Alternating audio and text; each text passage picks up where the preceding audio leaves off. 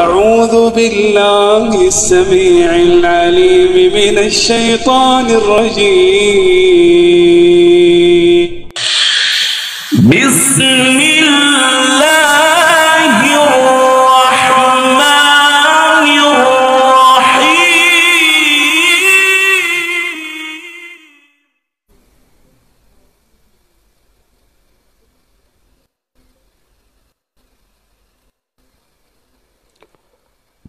السلام علیکم ورحمۃ اللہ وبرکاتہ. بسم اللہ الرحمن الرحیم. الحمد للہ والصلاة والسلام علی رسول اللہ وعلی آلہ وصحبہ ومن والاہ وبعد. سبحانک لا علم لنا الا ما علمتنا انک انت العلیم الحکیم. رب اشرح لي صدري ويسر لي امري واحلل عقدة من لساني يفقهوا قولي. رب زدني علما رب زدني علما رب زدني علما. اللهم انا نسألك علما نافعا ورزقا طيبا وعملا متقبلا آمين يا رب العالمين. وبعد. حدیث نمبر 14، بیت الخلاء میں داخل ہونے اور استنجا کرنے کا بیان. عن انس بن مالك رضي الله عنه انه قال كان رسول الله صلى الله عليه وسلم يدخل الخلاء فأحمل انا وغلام نحوي إداوة من ماء وعنزة فيستنجي بالماء. العنزة الحربة الصغيرة. متفق عليه. سیدنا انس بن مالک رضی اللہ تعالی عنہ روایت کرتے ہیں کہ جناب محمد الرسول اللہ صلی اللہ علیہ وآلہ وسلم بیت الخلاء میں داخل ہوتے تو میں اور میرے جیسا ایک دوسرا لڑکا پانی کا برتن اور چھوٹی برچھی اٹھائے ہوئے ہوتے. آپ پانی سے استنجا کرتے. العنزۃ اس سے مراد چھوٹی برچھی یا چھوٹا نیزہ ہے. یدخل الخلاء، خلاء بیت الخلاء کو کہتے ہیں. احملو میں اٹھاتا، احملو میں اٹھاتا. اداوتن، اداوتن برتن. عنزتن چھوٹی برچھی، عنزتن چھوٹی برچھی. تو اس حدیث مبارکہ سے جو احکام ہمیں معلوم ہوئے وہ یہ ہیں. نمبر 1، استنجا کرنے کے لیے پانی پر انحصار کرنا یہ جائز ہے. استنجا کرنے کے لیے پانی پر انحصار کرنا یہ جائز ہے. اگر کوئی مٹی کے ڈھیلے اور پانی، مٹی کے ڈھیلے اور پانی دونوں اکٹھے استعمال کرنا چاہے تو اس میں بھی کوئی حرج نہیں ہے، تو اس میں بھی کوئی حرج نہیں ہے.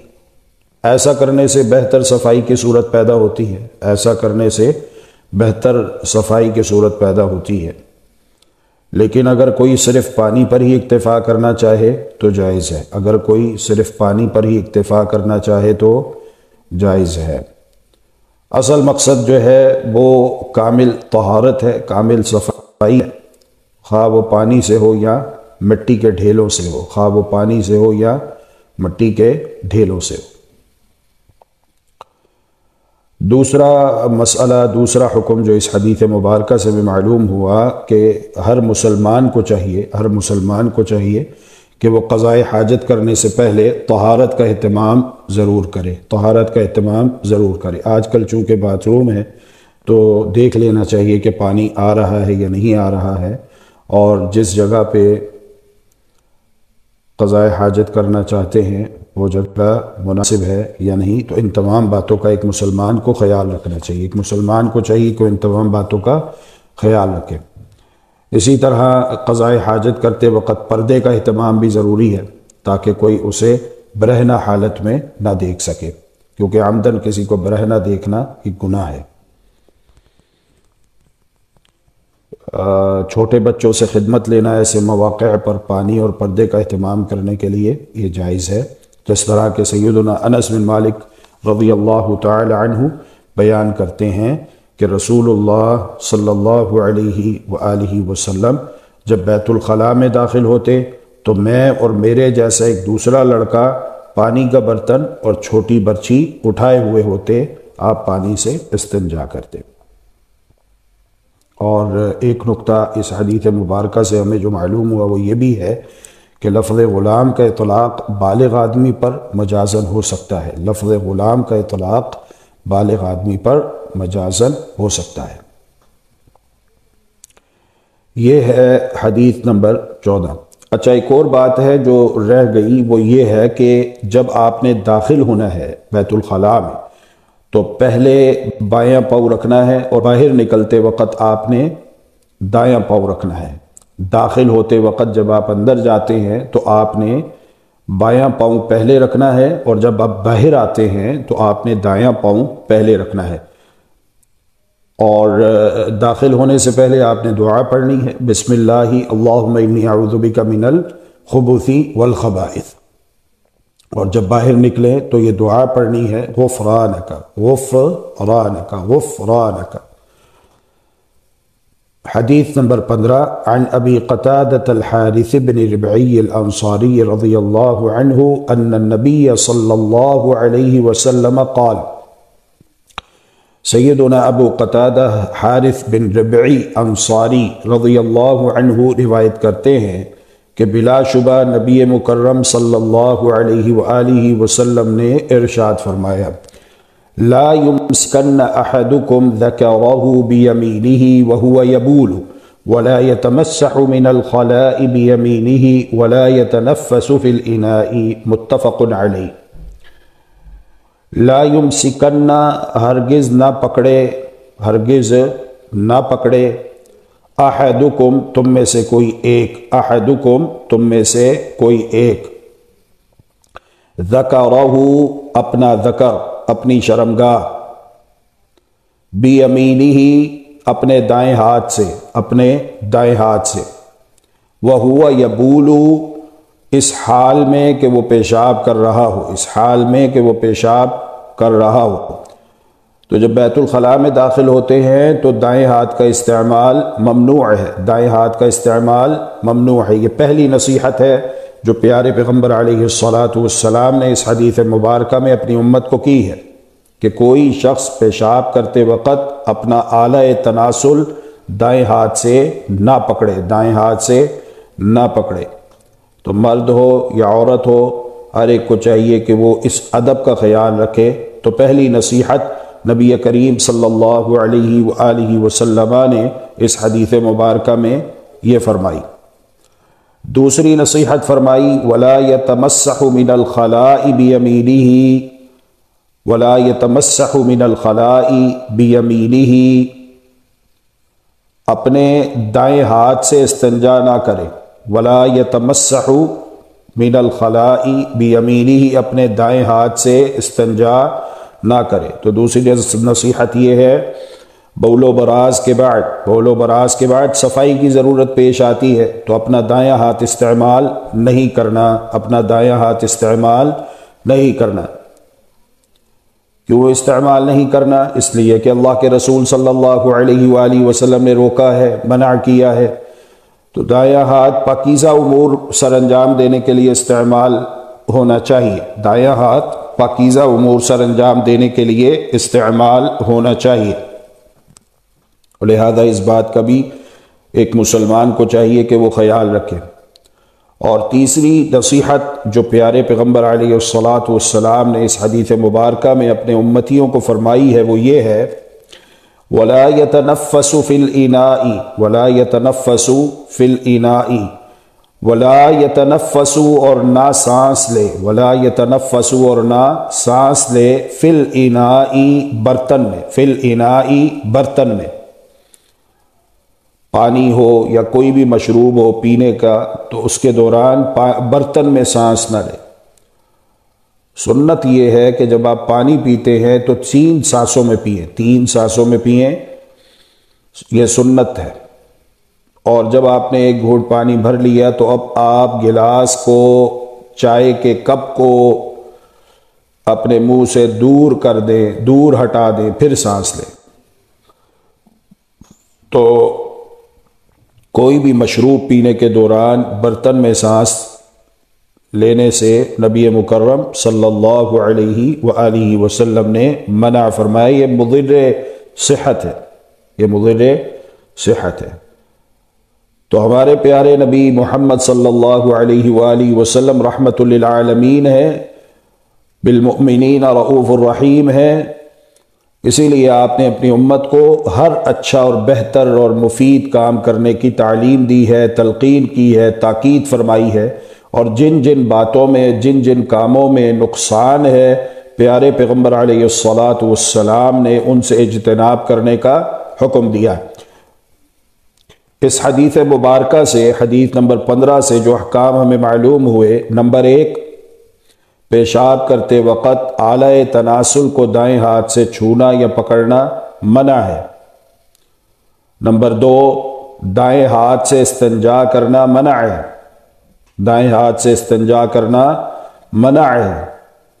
نمبر 3، مشروب پیتے وقت برتن میں سانس لینا منع ہے، مشروب پیتے وقت برتن میں سانس لینا منع ہے۔ نمبر 4، گندگی کو چھونے سے اجتناب کیا جائے، گندگی کو چھونے سے اجتناب کیا جائے، البتہ اگر اضطراری صورت ہو، البتہ اگر اضطراری صورت ہو تو گندگی کا ازالہ بائیں ہاتھ سے کیا جائے۔ نمبر 5، اس حدیث میں دائیں ہاتھ کی بائیں ہاتھ پر فضیلت واضح ہوتی ہے، اس حدیث مبارکہ میں دائیں ہاتھ کی بائیں ہاتھ پر فضیلت واضح ہوتی ہے۔ چھٹا حکم جو اس حدیث مبارکہ سے ہمیں معلوم ہوا وہ یہ ہے، طہارت، پاکیزگی، نظافت، صفائی۔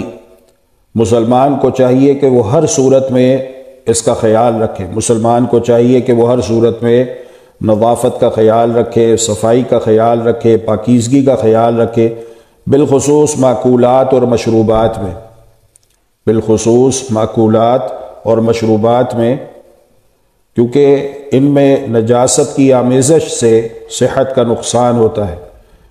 تو اپنی صحت کا خیال رکھنا چاہیے، تندرستی ہزار نعمت ہے۔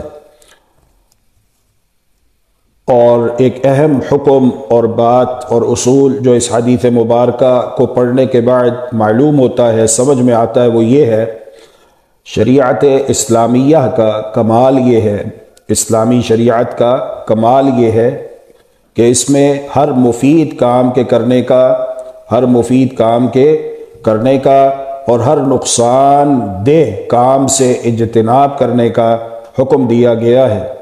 جیسا کہ ہم نے کہا کہ ہمارے پیارے نبی جناب محمد الرسول اللہ صلی اللہ علیہ وآلہ وسلم رحمت للعالمین ہیں، بالمؤمنین رؤوف الرحیم ہیں، اسی لیے آپ نے اپنی امت کو ہر اچھا کام کرنے کی تلقین فرمائی، تعلیم دی، تاکید فرمائی، اور جن جن باتوں میں، جن جن کاموں میں نقصان ہے، نبی مکرم صلی اللہ علیہ وآلہ وسلم نے اپنی امت کو ان سے اجتناب کرنے کا حکم دیا۔ بیت الخلاء میں داخل ہونے اور استنجا کرنے کا بیان، یہ باب ہم پڑھ رہے ہیں، اس کی آخری حدیث ہے، حدیث نمبر 16، عن عبد الله بن عباس رضی اللہ عنہما قال مر النبی صلی اللہ علیہ وسلم بقبرین فقال انہما لیعذبان وما يعذبان في كبير اما احدهما فكان لا يستتر من البول وأما الآخر فكان يمشي بالنميمة فأخذ جريدة رطبة فشقها نصفين فغرز في كل قبر واحدة فقالوا يا رسول الله لما فعلت هذا؟ قال لعله يخفف عنهما ما لم ييبسا، متفق عليه، أي رواه البخاري ومسلم۔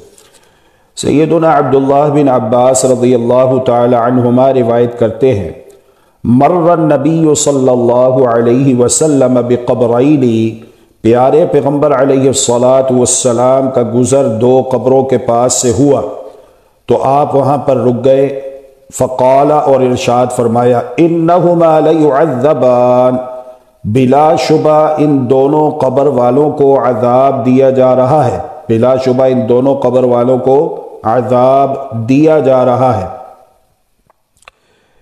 یہاں پر ایک بات واضح ہو کہ رسول اکرم صلی اللہ علیہ وآلہ وسلم نے جو یہ ارشاد فرمایا کہ ان دو قبر والوں کو عذاب دیا جا رہا ہے، تو اس سے یہ بات معلوم ہوئی کہ رسول اکرم صلی اللہ علیہ وآلہ وسلم نے یہ بات وحی الہی کی روشنی میں فرمائی۔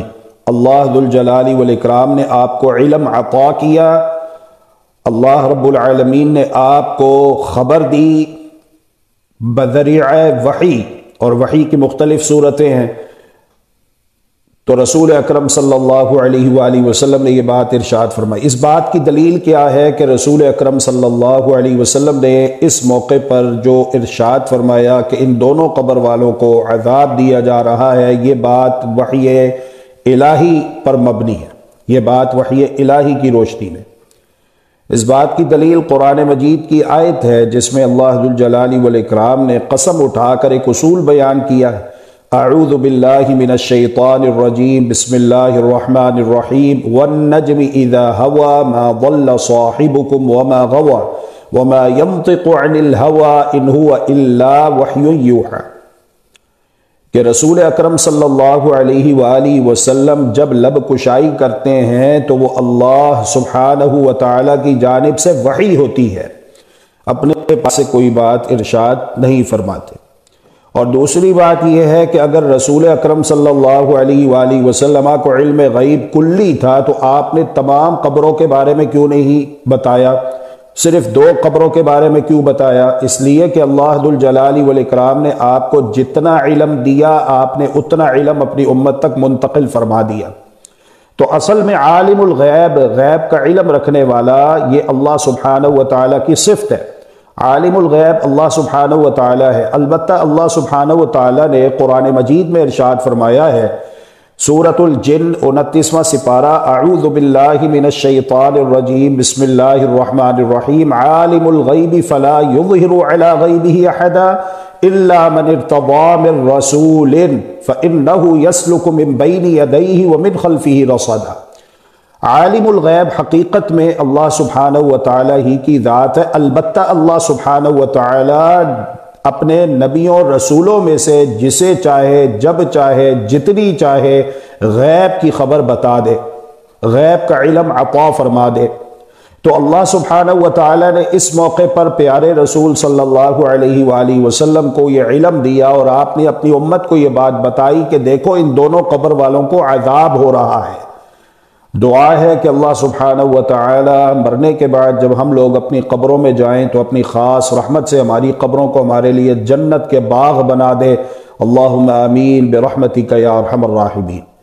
فرمایا کہ ان دونوں قبر والوں کو عذاب دیا جا رہا ہے۔ وما يعذبان فی کبیر، اور انہیں کسی بڑے جرم میں عذاب نہیں دیا جا رہا۔ وما يعذبان، اور نہیں عذاب دیا جا رہا انہیں، فی کبیر، کسی بڑے جرم کی پاداش میں، کسی بڑے جرم کی پاداش میں۔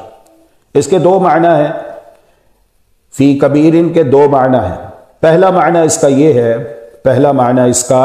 یہ ہے کہ یہ کوئی اتنا بڑا گناہ نہیں کہ جس سے انسان بچنا چاہے تو بچ نہیں سکتا، کہ یہ اتنے بڑے گناہ ہیں کہ ان سے بچنا ممکن نہیں۔ ایسی بات نہیں ہے، یہ گناہ ایسے نہیں ہے کہ اگر کوئی ان سے بچنا چاہے تو بچ نہیں سکتا، انسان کوشش کرے تو انسان ان گناہوں سے بچ سکتا ہے۔ یہ پہلا معنی ہے اس کا، وما يعذبان فی کبیر کا۔ اور دوسرا معنی یہ ہے کہ یہ گناہ بڑے ہیں، لیکن انہوں نے اسے معمولی سمجھ کر اس کا ارتکاب کیا، یعنی یہ گناہ ہیں تو بڑے لیکن ان کی نظر میں بڑے نہیں تھے، ان کی نظر میں بڑے نہیں تھے، ہیں تو بڑے لیکن ان کی نظر میں بڑے نہیں تھے۔ یہ ان گناہوں کو معمولی سمجھتے رہے اور ان گناہوں میں ملوث رہے، توبہ بھی نہیں کی، توبہ کر لیتے، اللہ سبحانہ و تعالی غفور الرحیم ہے، معاف کر دیتا۔ یہ دو معنی ہے وما يعذبان فی کبیر کے۔ اب یہ دو گناہ کون سے ہیں؟ اما احدہما فکان لا یستتر من البول، ان دونوں میں سے ایک لا یستتر من البول، پیشاب کے چھینٹوں سے بچتا نہیں تھا، پیشاب کے چھینٹوں سے بچتا نہیں تھا۔ وَأَمَّا الْآخَرُ، اور یہ دوسری قبر والا، فَكَانَ يَمْشِي بِالنَّمِيمَةِ، یہ چغل خور تھا، فَكَانَ يَمْشِي بِالنَّمِيمَةِ، یہ چغل خوری کرتا پھرتا تھا، ادھر کی باتیں ادھر لگانا، ادھر کی باتیں ادھر لگانا، تاکہ مسلمانوں میں فساد، انتشار، بگاڑ، لڑائی جھگڑا، اختلاف پیدا کرے۔ تو یہ دوسری قبر والا یہ چغل خوری کیا کرتا تھا۔ تو اس حدیث مبارکہ سے ہمیں یہ بات معلوم ہوئی، نبی کریم صلی اللہ علیہ وآلہ وسلم اپنی امت کے لیے سراپا رحمت ہیں، اپنی امت کے لیے سراپا رحمت ہیں، اور امت کے ہر فرد کو شر سے بچانے کے لیے کوشاں ہیں، امت کے ہر فرد کو شر سے بچانے کے لیے کوشاں ہیں۔ اسی لیے آپ نے اپنی امت کو تنبیہ کی ہے، خبردار کیا ہے کہ تم نے ان گناہوں سے اپنے آپ کو بچانا ہے۔ اگر گناہ ہو جائے تو سچی توبہ کر لینی ہے، اس پختہ ارادے کے ساتھ کہ آئندہ دوبارہ کبھی یہ گناہ نہیں کریں گے۔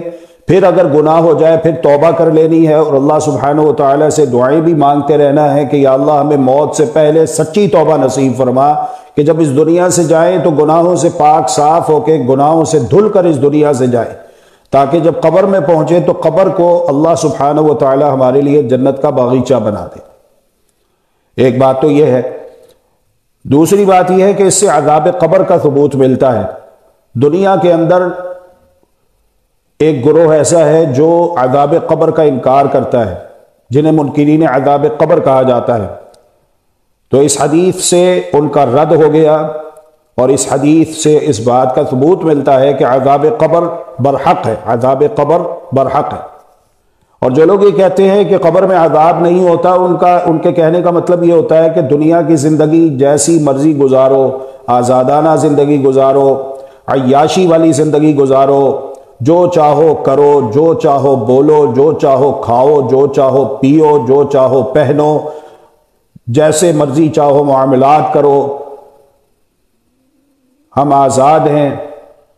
لیکن جس بندے کا نظریہ یہ ہو کہ میں آزاد نہیں ہوں، میں آزاد نہیں ہوں، میری ایک ایک نقل و حرکت نوٹ ہو رہی ہے، فرشتے لکھ رہے ہیں، اللہ سبحانہ و تعالیٰ دیکھ رہا ہے، اللہ اور اس کے رسول صلی اللہ علیہ وسلم کی باتیں برحق ہیں، موت کے بعد قبر کا مرحلہ ہے، قبر کے بعد قیامت کا مرحلہ ہے، تو جس کا ان تمام باتوں کے اوپر ایمان ہو، یقین ہو، وہ یقیناً اپنے آپ کو گناہوں سے بچائے گا۔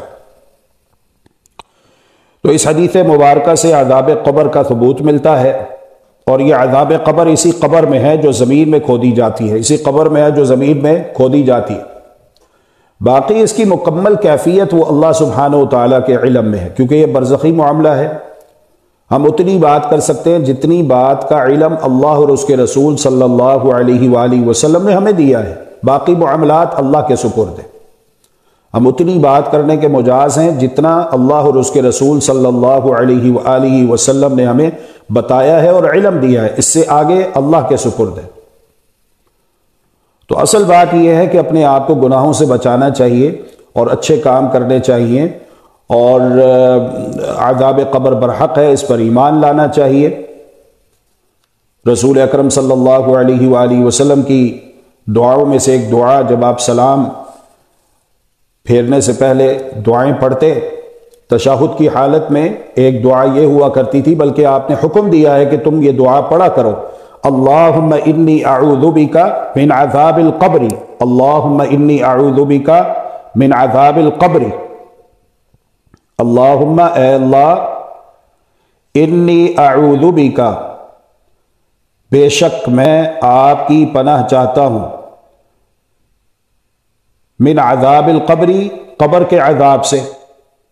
یعنی یہ مت سمجھو کہ نماز پڑھ کے تم فارغ ہو گئے، تم نے کوئی بہت بڑا کارنامہ سر انجام دے لیا ہے، ہمیں پتہ نہیں جنت کا ٹکٹ مل گیا ہے۔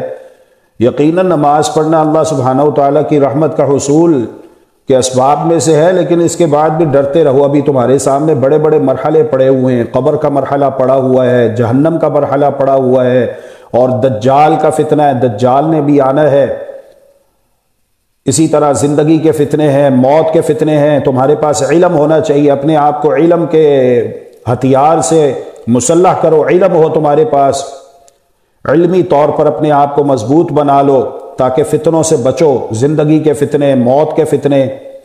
تو یہ ساری باتیں تمہارے سامنے ہیں۔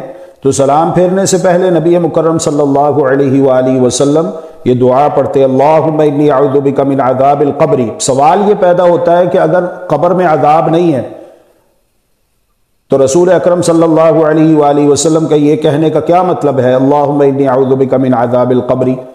عذاب ہے تو رسول اکرم صلی اللہ علیہ وآلہ وسلم دعا مانگتے نا۔ ایک بات اس سے یہ بھی معلوم ہوئی، قبر میں جو عذاب کے اسباب ہیں ان میں سے ایک یہ بھی ہے کہ پیشاب کرتے وقت چھینٹوں سے بچاؤ کا اہتمام نہ کیا جائے۔ تو مرد ہو یا عورت ہو، ہر ایک کو چاہیے، اور والدین کی ذمہ داری ہے کہ وہ یہ آداب اپنے بچوں کو بتائیں اور اپنے بچوں کو سکھائیں، اور لباس ایسا استعمال کریں کہ استنجا کرنے میں آسانی ہو، اور کوشش کریں کہ یہ جو زمین والا باتھ روم ہوتا ہے یہ استعمال کریں۔ جو کموڈ ہوتا ہے اس میں طہارت صحیح طرح سے نہیں ہوتی ہے اور کہیں نہ کہیں پیشاب کے چھینٹے لگ جاتے ہیں جسم کے اوپر یا کپڑوں کے اوپر، تو کوشش کریں کہ اس کا استعمال نہ کریں، الا یہ کہ اگر کوئی بیمار ہے تو بیمار کے لیے تو پھر رخصت ہے، لیکن عام حالات میں کوشش کریں کہ یہ زمین والا جو باتھ روم ہوتا ہے یہ استعمال کیا جائے، کموڈ سے بچے جائے، الا یہ کہ کوئی ایسی مجبوری والی جگہ ہے جہاں پہ پھر وہ احتیاط کے ساتھ ان تمام باتوں کا خیال رکھیں، اور والدین اپنے بچوں کو بھی اس بات کی تعلیم دیں۔ اسی طرح اس حدیث مبارکہ سے ہمیں یہ بات بھی معلوم ہوئی کہ چغل خوری حرام ہے۔ چغل خوری حرام ہے۔ چغل خوری کیا ہے؟ یہاں کی باتیں وہاں لگانا، وہاں کی باتیں یہاں لگانا تاکہ لوگ آپس میں لڑیں، پیار کرنے والوں کے درمیان، محبت کرنے والوں کے درمیان اختلافات پیدا ہو جائیں۔ اور یہ اس وقت ہوتا ہے کہ جب کچھ لوگ اس بات کو برداشت نہیں کر رہے ہوتے کہ ان کے سامنے فلاں فلاں فلاں کی عزت ہو رہی ہے، ان کو عزت مل رہی ہے، تو پھر وہ ان کے بارے میں ایسی خام خواہی اپنے پاس سے باتیں بنا لیتے ہیں۔ حالات ایسے نہیں ہوتے جیسا کہ وہ اپنے خیالات بنا لیتے ہیں، حالات ایسے نہیں ہوتے جیسا کہ انہوں نے اپنے خیالات کو بنا لیا ہوتا ہے، اور وہ اپنی ناک اونچی رکھنے کے لیے تاکہ اسکرین پر ہم ہی نظر آئیں بس اور کوئی دوسرا نظر نہ آئے، تو وہ خوب پھر ایک دوسرے کی پگڑیاں اچھالتے ہیں اور ایک دوسرے پر الزام تراشیاں، بہتان بازیاں، استغفر اللہ واتوب الیہ۔ اللہ سبحانہ و تعالی ہر طبقے کے لوگوں کو اس سے محفوظ رکھے۔ یہ کبیرہ گناہ ہے، یہ کبیرہ گناہ ہے، چغلی کرنا، غیبت کرنا، یہ کبیرہ گناہ ہے۔ اور ایک اور روایت میں تو ہے کہ رسول اکرم صلی اللہ علیہ وآلہ وسلم نے ارشاد فرمایا کہ الا اخبرکم بشرارکم، کیا میں تمہیں تمہارے بدترین لوگوں کے بارے میں خبر نہ دوں؟ الا اخبرکم بشرارکم، کیا میں تمہیں تمہارے بدترین لوگوں کے بارے میں خبر نہ دوں؟ فرمایا کہ بدترین لوگ المشاؤون بالنمیمۃ المفرقون بین الاحبۃ، المشاؤون بالنمیمۃ، چغل خوری کرنے والے، المفرقون بین الاحبۃ، محبت کرنے والوں کے درمیان جدائی ڈالنے والے، محبت کرنے والوں کے درمیان تفرقہ پیدا کرنے والے۔ طبعاً یہ محبت جائز محبت ہونی چاہیے، ناجائز حرام محبت نہ ہو، عشق معشوقی والی محبت نہ ہو، یہ تو حرام ہے۔ محبت نکاح کے بعد، شادی کے بعد ہوتی ہے، شادی سے پہلے نہیں ہوتی ہے، تو ناجائز محبت نہ ہو، ناجائز تعلقات نہ ہو، بلکہ جو جائز محبت ہے، تو جو جائز محبت کرنے والے ہیں، جن کی محبت شرعی اصولوں پر قائم ہے، جن کی محبت شرعی اصول و ضوابط کے عین مطابق ہے، ان کے درمیان وہ کیا کرتے ہیں؟ چغلی کر کے اور غیبت کے ذریعے سے فساد ڈالتے ہیں، تفرقہ پیدا کرتے ہیں تاکہ یہ آپس میں لڑیں اور اختلافات پیدا ہوں۔ اللہ سبحانہ و تعالی ہم سب کو سچی توبہ کرنے کی توفیق نصیب فرمائے، کیونکہ واقعتاً یہ گناہ ہمارے درمیان موجود ہے۔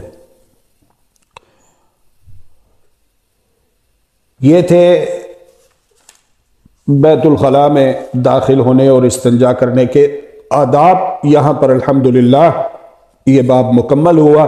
اللہ سبحانہ و تعالی قبول فرمائے اور ہمیں مزید توفیقات سے بہرہ مند فرمائے، جنتیوں والی ہر اچھی صفت ہمارے اندر پیدا فرمائے اور دوزخیوں والی ہر بری صفت سے ہمیں محفوظ و معمون رکھے۔ سبحان ربک رب العزت عما یصفون وسلام علی المرسلین والحمد للہ رب العالمین۔ اللهم إنك عفو تحب العفو فاعف عنا.